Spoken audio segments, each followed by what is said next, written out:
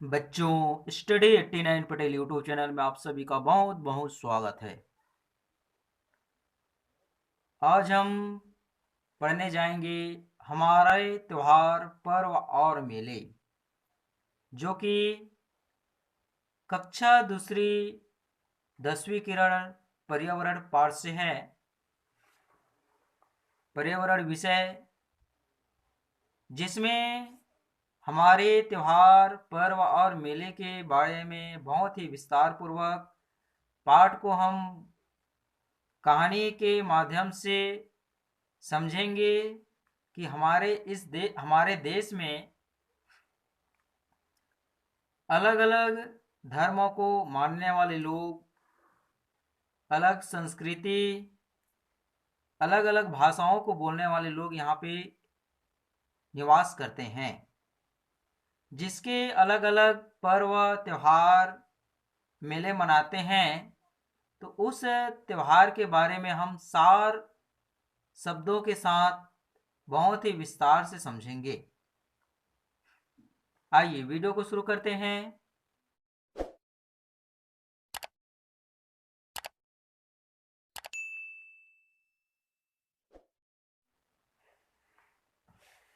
कक्षा में कविता पाठ प्रतियोगिता चल रही थी। सभी भैया बहन अपने अपनी कविताएं सुना रहे थे। कविता सुनाने के बाद आचार्य जी उस कविता का अर्थ समझाते हैं तथा उस पर चर्चा करते हैं। साक्षी की पारी आई तो उसने यह कविता सुनाई। ठीक है, सभी कक्षा में कविताएं सुना रहे थे क्रमशः। और जब नंबर आई तो उसने यह कविता सुनाई। फड़ फड़ फड़ फड़ फटे फटाके, तड़ तड़ तड़ तड़ झुलझड़ियाँ, घर घर ऐसे दीप जले हैं, टिम टिम तारों की लड़ियाँ, खूब मिठाई लेकर आई, आह आह दिवाली आई। तो यह कविता बहुत ही अच्छे से साक्षी ने सुनाई। उस कविता का अर्थ और उस कविता के सारांश को आचार्य जी ने बताया। आचार्य जी कहते हैं कि इस कविता में दीपावली त्योहार का वर्णन किया गया है। इस दिन लक्ष्मी जी का पूजन किया जाता है। क्या आप बता सकते हैं कि यह त्योहार क्यों मनाया जाता है? ठीक है, आचार्य जी ने सभी बच्चों को वार्तालाप करते हैं, पूछते हैं कि क्या यह त्योहार क्यों मनाया जाता है और कब से मनाते आ रहे हैं। तभी से एक संतोष नाम का जो भैया है वह उत्तर देता है, इस दिन श्री राम 14 वर्षों के वनवास के बाद अयोध्या लौटे थे। ठीक है, इसीलिए यह दीपावली मना रहे हैं। बात सही है। उसके बाद रमा कहती है, आचार्य जी दीपावली के दूसरे दिन गोवर्धन पूजा की जाती है, क्यों? तो गोवर्धन पूजा, उन्होंने प्रश्न करता है आचार्य जी से कि क्यों गोवर्धन पूजा क्यों किया जाता है। तो आचार्य जी ने जवाब दिए।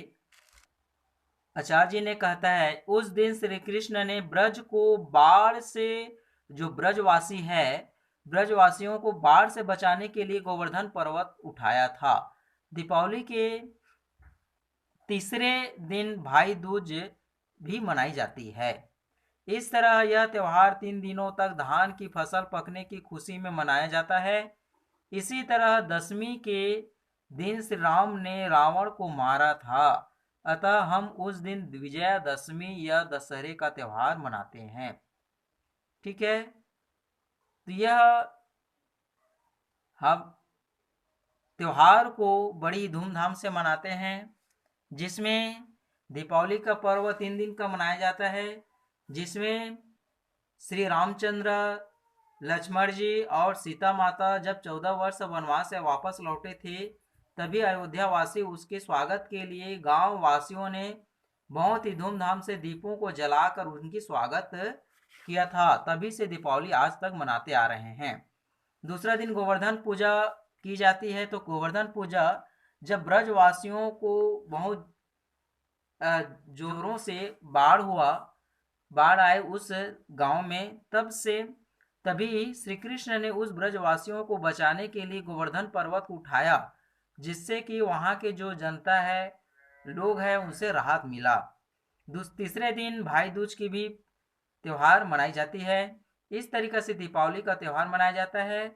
और 14 वर्ष जब राम को वनवास हुआ, तभी रावण को विजयदशमी के दिन उसको मारकर उन्होंने वापस लौटे थे। तो जिस दिन रावण को मारा गया था उस दिन विजयदशमी अर्थात दशहरे का त्यौहार भी मनाया जाता है। अगला देखेंगे, तुलिका अपनी कविता सुनाती है। ठीक है, जब साक्षी का यह कविता सारांश बहुत ही विस्तार से हम समझे, उसके बाद तुलिका ने अपना कविता सुनाती है। खूब लगाओ रंग गुलाल, पिचकारी से डालो रंग, ढोल बज रहे ढमक ढम, होली का देखो हुड़दंग। ठीक है, तो यह कविता सुनते ही आपको पता चल गया हो गया बच्चों, होली का त्यौहार है। बहुत ही हम उत्साह उल्लास पूर्वक हम रंग गुलाल लगाकर आपस में गले लगाकर मिलकर मनाते हैं। आचार्य जी कहते हैं कि यह होली का त्यौहार है, इसे गेहूं की फसल कटने की खुशी में मनाते हैं। शीला बहन, क्या आप बता सकती है कि होली क्यों मनाई जाती है ना? तो शीला कहती है, मथुरा में हिरण्यकश्यप नाम का एक राजा था। वह बहुत दुष्ट था, गरीबों को सताता था, पर उसका बेटा प्रहलाद बहुत अच्छा लड़का था। प्रहलाद की बुआ का नाम होलिका था। उसे वरदान प्राप्त कि वह आग में नहीं जलेगी, इसलिए वह एक दिन प्रहलाद को गोद में लेकर आग में बैठ गई। ठीक है, तो राजा हिरण्यकशिपु अपने बेटे की जो भक्ति है, जो अच्छाई है, उसे सहन नहीं होता था और वह भगवान भक्ति को छुड़ाकर अपने ही मार्ग पर लाना चाहता था। और वह जो राजा है बहुत दुष्ट था, दूसरों को बहुत सताता था।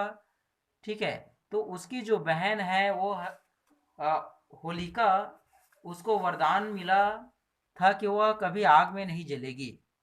तो जो हिरण्यकशिपु है, अपने पुत्र को मारने के लिए वो अपने बहन को गोद में बैठाकर उसे जलाने का प्रयास किया। प्रहलाद भगवान भक्त था, इसलिए होलिका तो जल गई, पर प्रहलाद को कुछ नहीं हुआ। बुराई पर अच्छाई की जीत हुई, इसलिए हम फागुन मास में होली मना जलाते हैं। आचार्य जी कहते हैं, इसी तरह हम और भी बहुत से त्यौहार मनाते हैं, उनके नाम बताइए।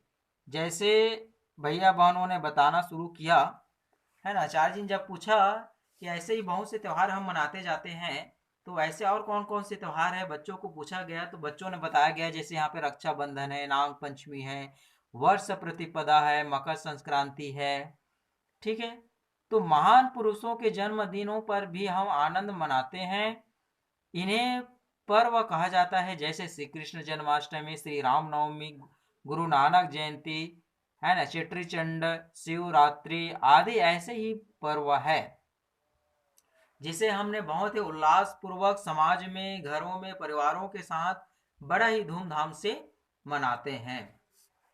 इसी प्रकार बच्चों, 15 अगस्त, 26 जनवरी और गांधी जयंती राष्ट्रीय त्यौहार है। हमारे मुसलमान भाइयों का भी प्रमुख त्यौहार ईद है ना। जैसे यहाँ पे देखिए 15 अगस्त, 26 जनवरी हमारा राष्ट्र पर्व है, जो पूरे भारत में, पूरे देश में इसको मनाया जाता है। इसी प्रकार मुसलमानों का त्यौहार, बहुत से त्यौहार है, जैसे रहीम ने बताया, आचार्य जी ईद पर एक कविता सुनाता हूँ। ठीक है, रहीम ने बताया, आओ ईद की खाए खीर, कितनी मीठी अच्छी खीर, गटक गटक कर खीर पिए, हिल मिल कर सब साथ जिए। ठीक है, आचार्य जी ने बोला, शाबाश बेटा रहीम भैया, अच्छा, हमारे ईसाई भाइयों के प्रमुख त्यौहार क्या है? पीटर भैया बताया, आप बताइए। है ना, पीटर नाम के भैया, तो उसने बताया कि 25 दिसंबर को बड़ा दिन गुड फ्राइडे और ईस्टर और वर्ष का पहला दिन होता है। आचार्य जी ने बताया, बहुत अच्छे रहीम आचार्य जी, हम कभी कभी मेलों में भी जाते हैं। रहीम कहता है आचार्य जी हम कभी कभी मेलों में भी जाते हैं। हमारे यहाँ खारून नदी के किनारे माघ पूर्णमासी के दिन बहुत बड़ा मेला लगता है।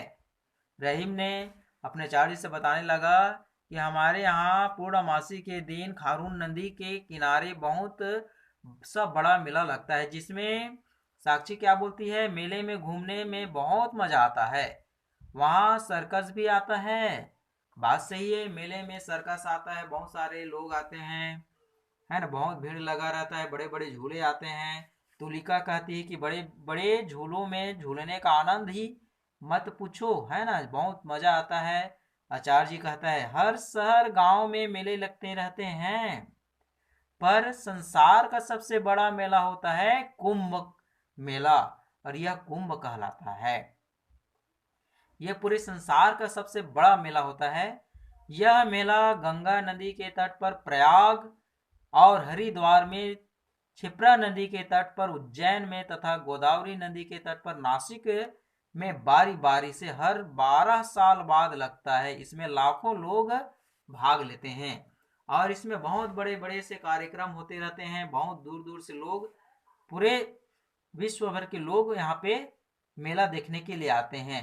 याद रखिए बच्चों कि यहाँ यह जो मेला है बहुत बड़ा मेला है संसार का, कुंभ मेला, ठीक है, इसे कुंभ मेला कहते हैं। और यह 12 साल के बाद में लगता है। कहाँ कहाँ लगता है? उज्जैन में, गोदावरी नदी के तट पर नासिक नासिक में, ठीक है, क्षिप्रा नदी के तट पर उज्जैन में, हरिद्वार, प्रयागराज, ऐसे ऐसे जगहों पर यह कुंभ का मेला लगता है।